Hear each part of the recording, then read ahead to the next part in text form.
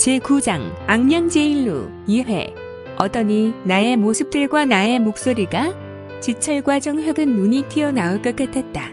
그들은 수혁의 능력을 잘 알고 있었지만 수혁이 보인 무공은 꿈이고 꿈의 무악이다.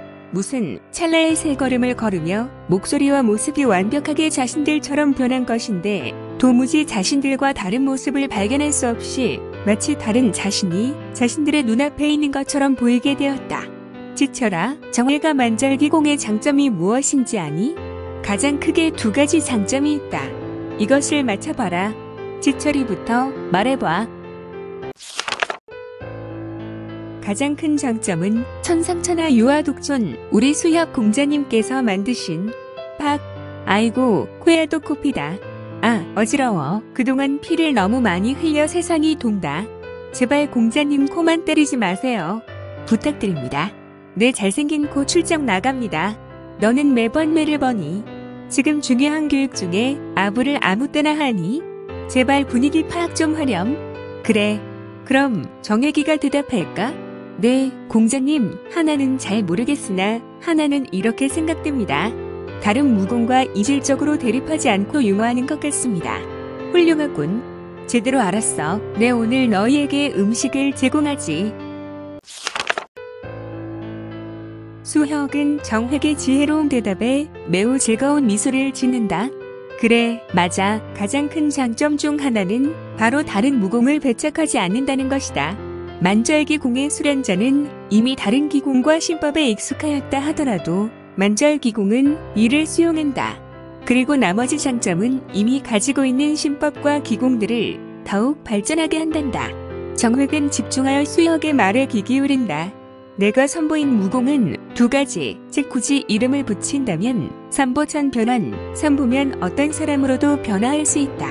그를 생각하는 것만으로도 변화할 수 있고 더욱 놀라운 것은 우리가 대상을 생각하는 동시에 신속하게 변화한다. 와, 대단합니다. 공자님. 꿀꺽. 지철은 침을 삼킨다. 내가 미처 생각이 구체적으로 그 사람을 그리지 않아도 몸이 이미 반응하여 알고 형상화하려는 대상으로 변화하는 놀라운 무공이다. 정말입니까? 정말 살인적입니다. 꿈의 변신공 아닙니까? 정획이 다시 눈에 생기를 돋우며 말한다. 그는 정말 무공광이다. 그는 무공이라면 소시적에도 자다가 벌떡 일어나는 사람이었다. 과거 가정을 잃을 때도 목숨을 돌보지 않고 혈소마공을 3년간 죽어라 영공한 전력이 있었다. 그리고 목소리 또한 같은 원리로 내가 굳이 똑같이 목소리를 흉내내야지 하는 생각을 하지 않아도 귀가 익히고 있는 그 사람의 목소리로 변화한다. 이를 천소진성환이라고 하지. 이름은 그리 중요하지 않으나 너희들을 위하여 이름을 붙인 것이야. 너희들은 항상 무공의 이름을 붙여 활용하는 것에 능숙하니 말이야. 허걱걱. 공자님 말이 사실이라면 이건 꿈의 무공이야. 흐흐흐. 악마와 같은 미소를 지은 지철과 순수한 미소를 지은 정혁은 수혁의 말에 탐욕이 일어나 침을 질질 흘린다. 이제 그들은 수혁의 설명이 그들의 귀에 들리지 않고 오직 수혁이 자신들에게 보여준 기회에 대하여 이들은 그만 넋놓고 있었다. 이것이 사술이 아니라 사실이라면 자신들이 이 같은 무공을 배우면 황자로도 살 수 있고 마교의 대종사로도 정파의 일성으로도 무엇보다 대립전장의 장주 황금돈으로 그 삶을 살 수 있다. 잠시 정획도 탐욕의 눈빛이 물들었다. 그는 마교 대종사로 변화하여 사부의 복수를 생각하고 지철은 이미 상상의 나라에서 명나라 조정의 황제가 된 눈빛이다. 지금 이들에게는 노중의 풍광은 사라지고 오직 자신과 마교 대종사 황제가 있는 것이 되었다.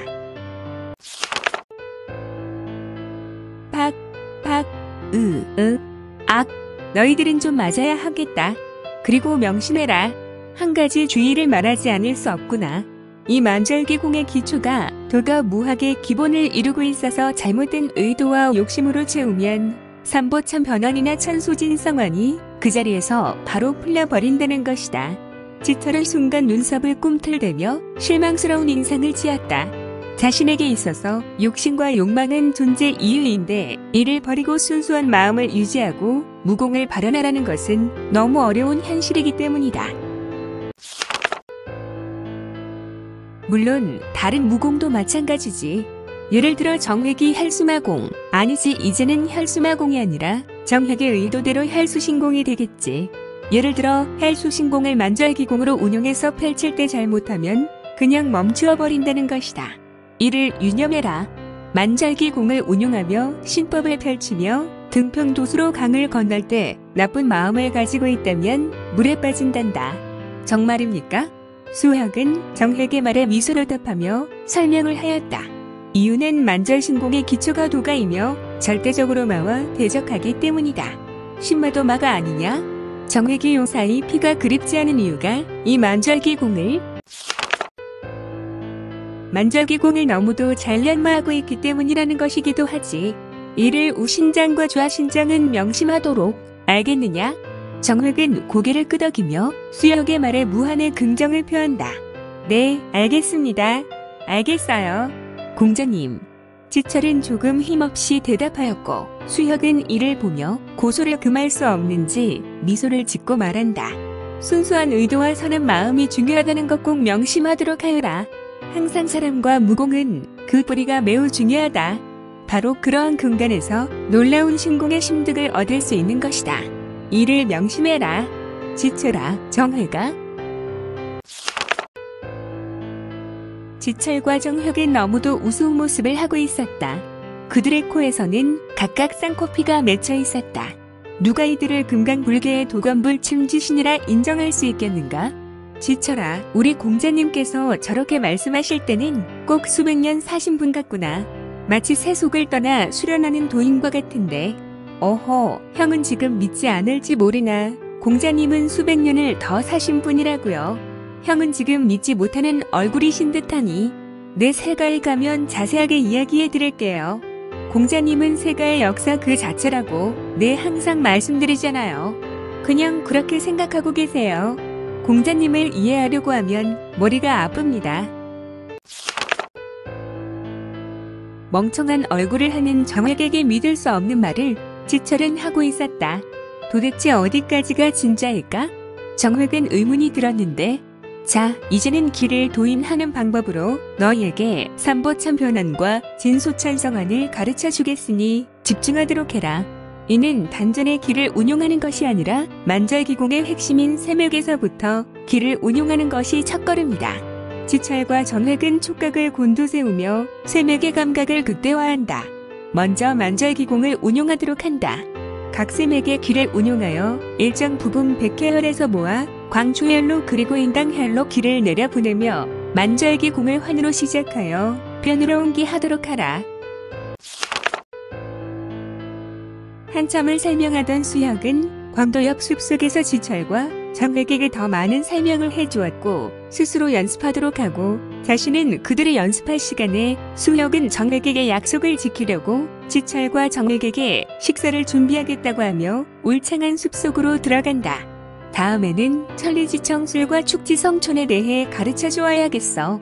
수혁은 혼자 속으로 결심을 하고 잠시 멈칫하며 눈을 감고 특별한 음식을 준비하려고 한다.